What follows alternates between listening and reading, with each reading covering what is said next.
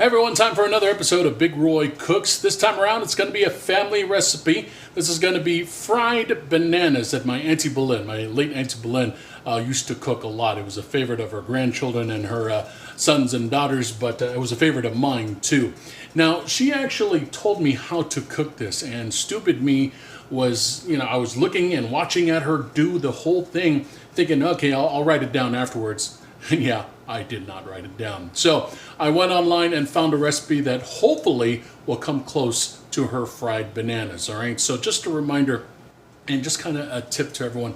If you want to know how your mom or your aunt or one of your relatives, if you want to know how to make that particular recipe, make sure you ask them and you write it down, okay? All right, so we took some bananas. These are bananas I got at a farmer's stand just down the road from here. He said they were Thai bananas. I don't know what exactly Thai bananas are, but I'll go off his word, okay? So there's 7 bananas altogether, and then I split them in half, so we're gonna have 14 pieces altogether. All right, now we're gonna make the batter for this. And once again, this is a recipe that I got online, which will hopefully come close to my aunt's recipe. We're gonna take a 1/4 cup of just regular flour, a 1/4 cup of mochiko flour, the rice flour. This is a 1/4 cup of cornstarch, and this is a 1/4 teaspoon of salt. Okay, now we're going to take some water. This is about 1/3 of a cup of cold water, and we're going to add some baking soda. This is 1/3 of a teaspoon of baking soda. Okay, we're going to mix this around here, get that dissolved. And also this recipe calls for 1 egg and a few drops of vanilla. Oh, okay, that's a little more than a few drops.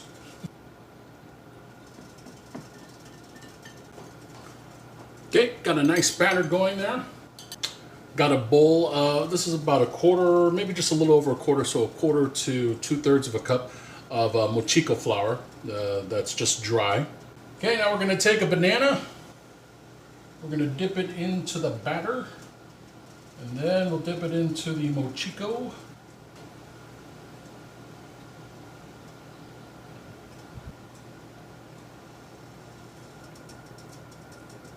Just got to remind myself not to wear a black shirt when I deal with flour or cornstarch. All right, so we got an oil that's already heated. It's about a medium heat right now, and we're going to fry these up until they're about a nice light golden brown, I guess. So put these in there.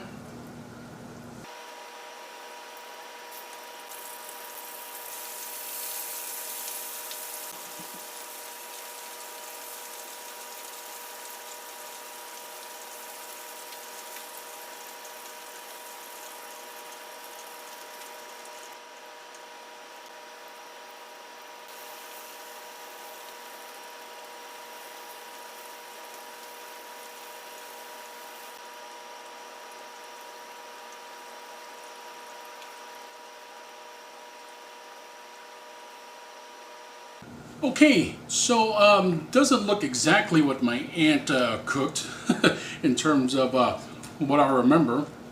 It is a little crunchy. We'll give these ones a little taste here.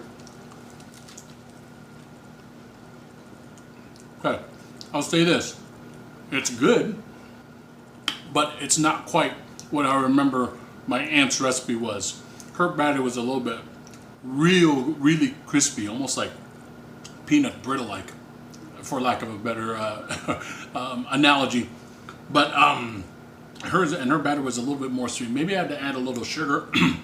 I don't know. But as for this recipe that I got online, I'll still give it the thumbs up, just not the same as my aunt's recipe. So remember, write down those recipes, ask your relatives, and get those recipes so you can cook them out yourself. All right? So hope to see you at the next one, and enjoy the rest of your day.